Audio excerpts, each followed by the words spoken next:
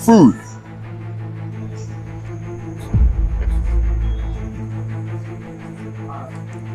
Clothes.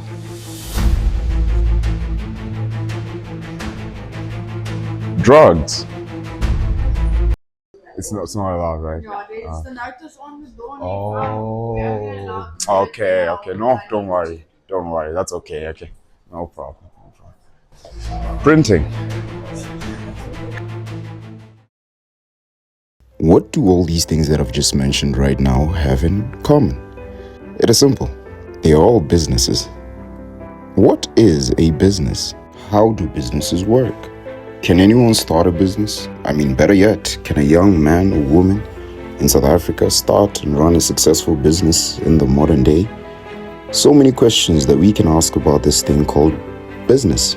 Now, I don't promise to give you all the answers, but I believe my theory can give you direction. So, let's do it. But if we want to truly understand business, we need to go back to its roots. And business is rooted in transactions. And so it all started in bartering, something that we all learned in social science, a thing or two, where man would exchange their goods, exchange valuables. Economists used to call it the coincidence of mutual agreement, where if one person had a chicken, you had a shoe, and you didn't like chickens very much, you could trade your chicken for a shoe. And in 600 BCE in Lydia, which is modern day Turkey, the very first currency was made. The very first commodity agreed upon by man was made.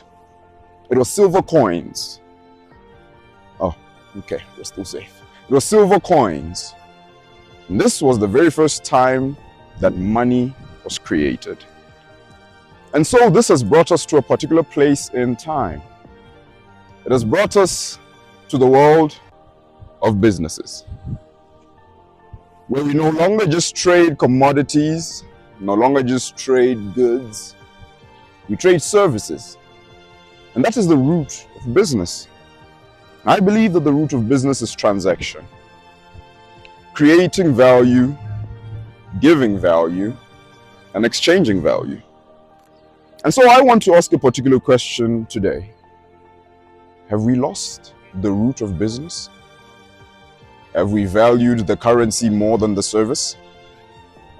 And so I want to ask a particular question today. What are the logistics of running a business, not necessarily at 21, but in the modern day era? Come on, let's go. That's about it. No, but that's the thing. Like, if the fear is there, right, you need to understand that you'll never be able to do I it. hate public speaking with my And entire life. and you know what's on the other side of hating something? Doing great things.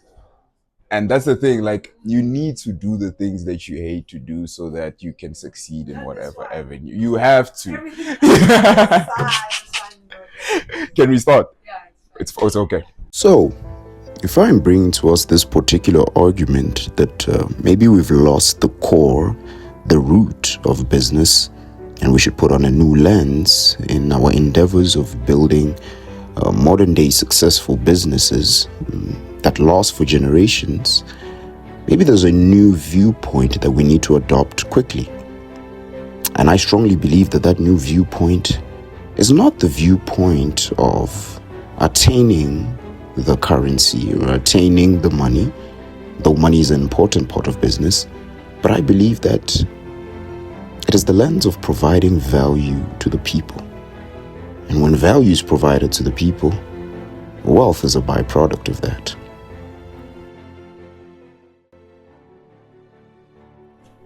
And so, you might fight this concept that I'm bringing to us today, but the concept of value has been proven quite a bit by many a successful man in business. The richest man to ever live, biblical figure, Solomon, made us realize that the way to accumulate wealth is to be diligent in one's work. Diligence in one's work simply means that you're very intentional about the things that you do. John D. Rockefeller, who built Standard Oil, prioritized giving good service and quality products more than he did wealth. And he ended up building the first billion-dollar American company. So one thing we do realize is that the people that provide value accumulate wealth. And so I believe maybe we need to go back to the basics of providing value.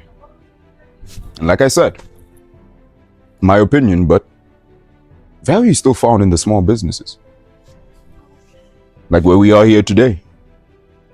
Secondhand clothing. Like that young man who's just started a business. And I believe that the logistics of owning a business at a young age is that you must prioritize value. And the value will pay you back. Okay. Let's go to the next door.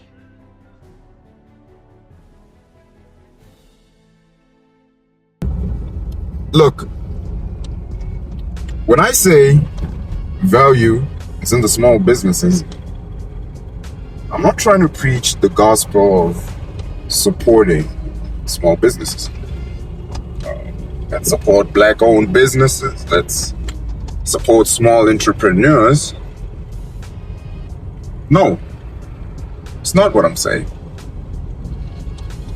But what I'm simply saying is this particular thing. It is that until we go to these small businesses and actually realize the value that they provide, we will never truly understand the value that they provide. Look, maybe if we're to go to that local shoe seller, if we're to go to that local shirt maker, clothes designer, and give them a shot, would realize that these guys are actually pretty good at what they do. Would realize that maybe these small guys deserve a shot.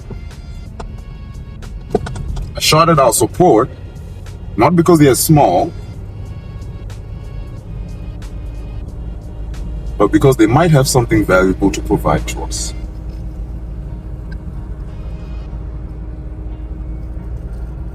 And when business is about value transaction instead of capital transaction,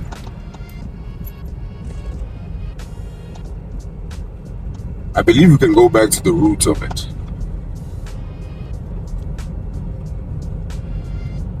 Back to when business brought people together. When business was about innovation, designing and creating new things.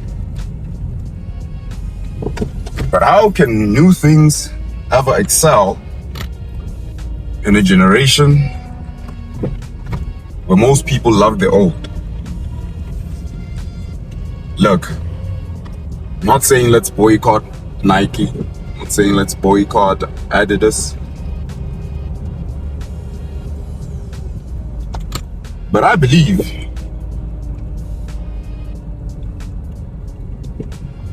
there's a chance for the new gen to shine.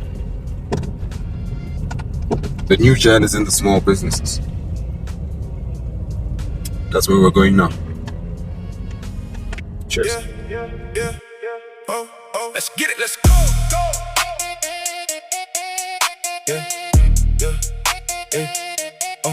Let's get it, let's go. Let's get it, let's go. Yeah, we in the zone now, in the zone. Money on the floor now, on the floor. Never seen a crew so fly, yeah, we taking over the town. My clothing store, there's other local brands. In there as well. Yeah, this is my little brother's brand. Yeah. And then this is This is another brand from. Sorry. This is another brand from Beauty. Cactus. It's more like Yeah. things that are happening in campus. It's drinks, burgers, colognes. It tells a story. Yeah, it's more like a story, yeah. So this is for Beauty. So this is more like a market direction. Okay. Yeah, to show people what is it that we. But you do. Yeah. It has a background of why you telling a story for varsity student.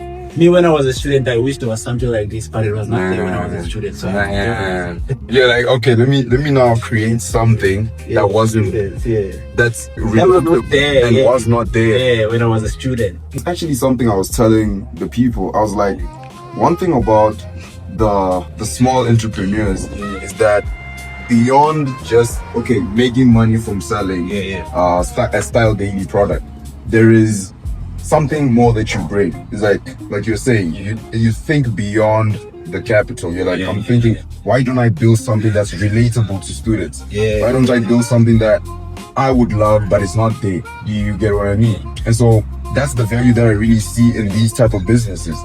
Because you can actually see in the store. Also, we're trying to just meet the standard. Because there's something you mentioned. This is the paper bag that I did also for packaging. Look at the quality. So as much as we're selling a local brand, we should respect people's money. You have to, everything has to meet the standard.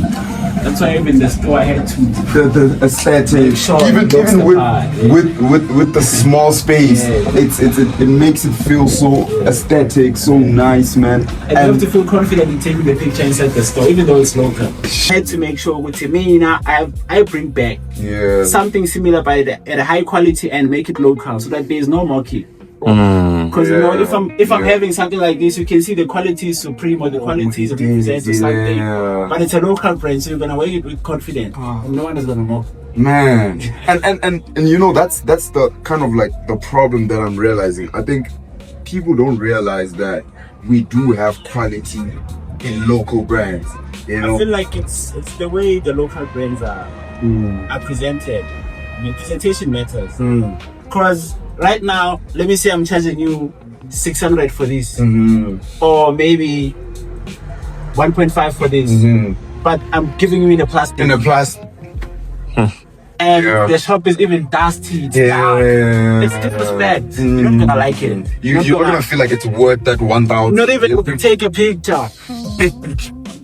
You're just gonna feel ripped off. I already want to take a picture from Style Daily. So you're trying to make sure everything meets the standard. The international standard, because most local brands are disrespected and there's a lot of talent. I can tell you for a fact that sometimes these big brands, H&M and whatnot, they steal our concepts online.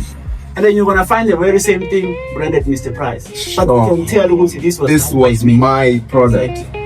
So that's the problem we're facing. My days, man. So, okay, if you're in a place of high position, right, and you could affect the brand identity of small brands in South Africa, what do you think small brands need to ensure that they go out there and actually realize that Style Daily can compete with Adidas, Style Daily can compete with Nike? What do you think could be implemented to get these brands out there? Because the quality, man, is undeniable. I'm saying the quality is just undeniable. The product, the packaging, you know, all these things I believe can stand toe to toe with giants like Nike, Puma. Personally, I feel like most local brands, number one, they need to build a positive perception. I mean, perception is everything. If you wanna be a shark, you must start acting like a shark now. You can't say, I'm gonna be a shark, and then you still acting like a small boy. So another thing, they must not rush to make money. They must focus on quality. Once the quality is there, once you know your sizes, you know your cuts, then from there you can start bulk manufacturing, and then from there you make sure that everything that you do matches the standard. You understand? And another thing, I feel like they should focus more on the quality.